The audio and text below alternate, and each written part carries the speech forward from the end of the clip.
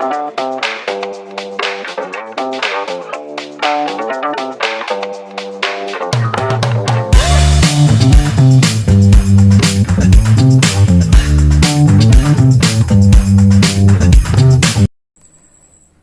To winners corner channel. Last క్లాస్లో మనం is, yam, are కోసం డీటెయిల్గా మనం చెప్పుకోవడం జరిగింది. ఈరోజు క్లాస్లో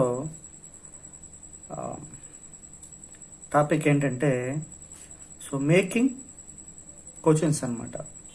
అంటే వీటినే ఎస్ ఆర్ నో క్వశ్చన్స్ అనమాట. వీటంటే క్వశ్చన్ వేసేటప్పుడు మనకు ఆన్సర్ ఎస్ కానీ నో అని కానీ చెప్పాల్సి వస్తుంది. అలాంటి క్వశ్చన్స్ అనమాట ఈరోజు తయారు చేసుకుందాం. క్వశ్చన్స్ ఏ విధంగా ఫామ్ చేయాలో ఒకసారి చూసుకుందాం.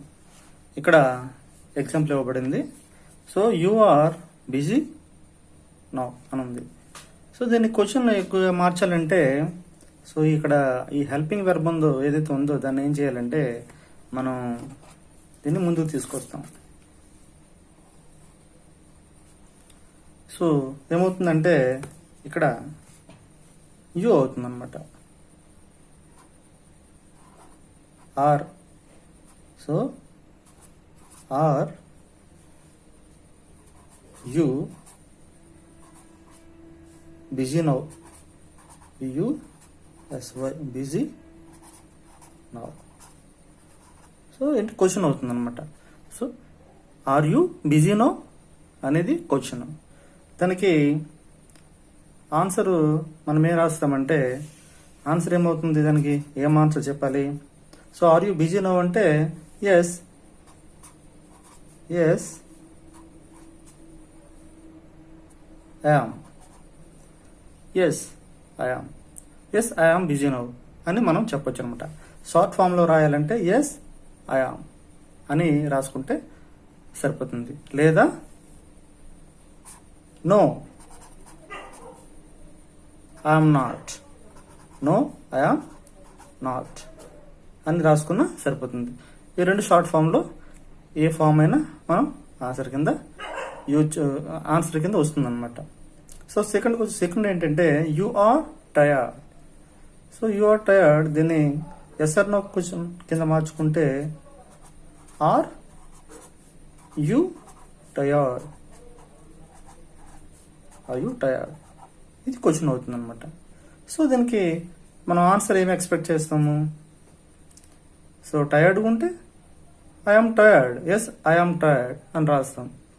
లేదంటే no I'm not tired, no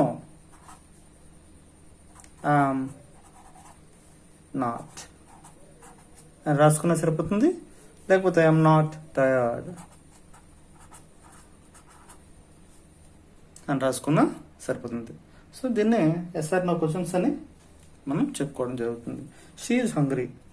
ఏం రాసుకుంటాం దీన్ని, ఈజ్ షీ హంగ్రీ.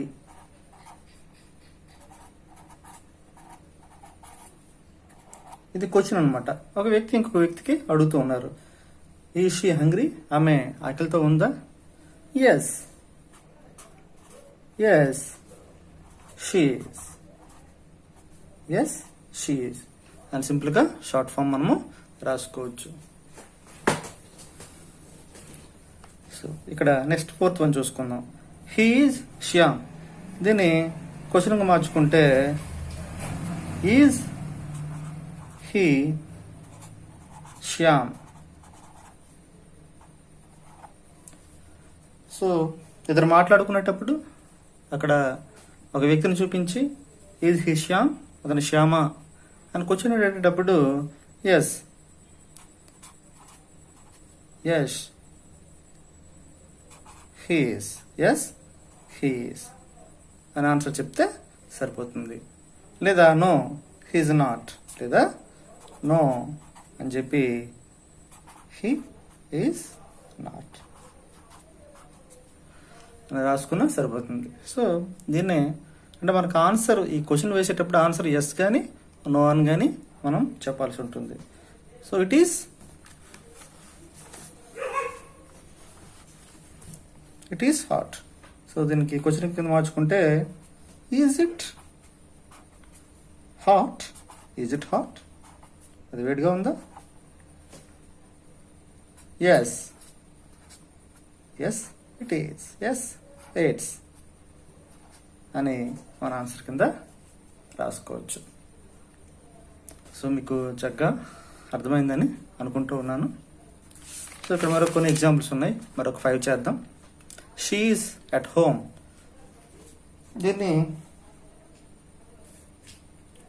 క్వశ్చన్గా మార్చుకుంటే ఎలా రాయవచ్చు? ఈజ్ షీ అట్ హోమ్, ఇలా సింపుల్గా రాస్తే సరిపోతుంది. So they are friends, so are they friends, వాళ్ళు ఫ్రెండ్సా? నెక్స్ట్ సో 8 ఎగ్జాంపుల్ చూసేటప్పుడు are you married,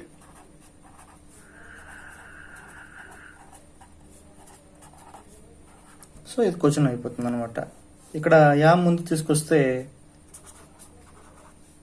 yam I late, am I late, ఇది క్వశ్చన్ అవుతుంది. Next is your car red, ఒకసారి చూసుకోండి. ఇక్కడ ఈ షీ అట్ హోమ్, ఆమె ఇంటి దగ్గర ఉందా అంటే దీనికి ఆన్సర్ ఏమవుతుంది? ఎస్ అయితే yes, she yes, yes she is అని ఆన్సర్ రాసుకోవచ్చు మనం. అదే 7th వన్ చూసుకుందాం. ఆర్ దే ఫ్రెండ్స్, సో వాళ్ళు ఫ్రెండ్సా? Yes they are, yes they are అని రాసుకోవచ్చు. Are you married? No I'm not, no I'm not, లేదా no I'm not married. Next I am late, లేదా am I late? No.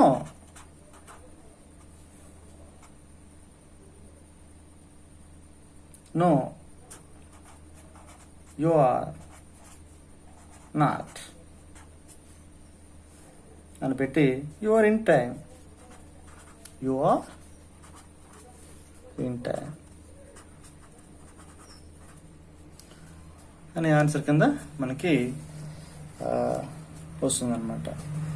So your car is red, is your car red? Yes. Answer మనం చెప్పుకోవచ్చు, లేదు no అని చెప్పుకోవచ్చు. No, no. Yes, yes it's.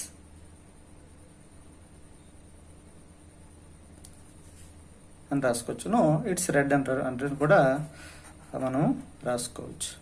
ఈ విధంగా మనం yes or no questions frame చేస్తాం అనమాట. సో ఇంగ్లీష్లో కాన్వర్జేషన్కి వచ్చేటప్పటికి ఈ ఎస్ ఆర్ నో క్వశ్చన్స్ అనేవి చాలా ఇంపార్టెంట్. ఎగ్జామ్స్లో కూడా అడుగుతూ ఉంటాడు. 6th క్లాస్లో 7th క్లాస్లో వీటికి సంబంధించినటువంటి గ్రామర్ ఉంది. సో కనుక కేర్ఫుల్గా ఒకసారి మనం నేర్చుకుంటే మంచిది, మనకు ఉపయోగపడుతుంది. మరొకసారి చూడండి అమ్మా, రివిజన్ చేస్తాను. ఇక్కడ ఏంటంటే సో సెంటెన్స్లో ఉన్నటువంటి హెల్పింగ్ వర్బ్ మనం ముందుకు తీసుకొచ్చి మనం క్వశ్చన్ రూపంలో ఫ్రేమ్ చేస్తాం అనమాట. ఆటోమేటిక్గా అది క్వశ్చన్ అవుతుంది ఇక్కడ. So you are tired, so are అనేది ముందుకు తీసుకొస్తే ఆర్ యూ టయర్డ్, నువ్వు అలసిపోయావా? Next she is hungry, is she hungry అని మనం క్వశ్చన్ ఫ్రేమ్ చేయొచ్చు. He is Shyam, is he Shyam. So ఇలాంటి ఎస్ఆర్ నో క్వశ్చన్స్కి ఆన్సర్ కూడా మనకి ఎస్ ఐఎమ్ కానీ, లేదా నో ఐఎమ్ నాట్ కానీ, ఎస్ షీ ఈజ్ కానీ, లేదా నో షీ ఈజ్ నాట్ అని కానీ మనకి వస్తుంది అనమాట. సో ఈ విధంగా సింపుల్గా అక్కడ ఉన్నటువంటి హెల్పింగ్ వర్బ్ ఈజ్ కానీ, యామ్ కానీ ఆర్ కానీ ఈ ముందుకు తీసుకొని రావడం వల్ల మనకి క్వశ్చన్ అనేది ఫేమ్ అవుతుంది. So I'm late, am I late అని అడుగుతూ ఉన్నాడు, నేను లేట్ అయ్యానా అని. No, you are not, you are in time. నువ్వు లేట్ అవ్వలేదు, నువ్వు ఇన్ టైంకి వచ్చావు అనుకుని మనకు ఆన్సర్ వస్తుందన్నమాట. సో మీరు కూడా కొన్ని సెంటెన్స్ తీసుకొని దానికి ఎస్ఆర్ నో క్వశ్చన్స్ కింద మార్చి కామెంట్లో మీరు రాసి పెట్టండి. Okay, thank you.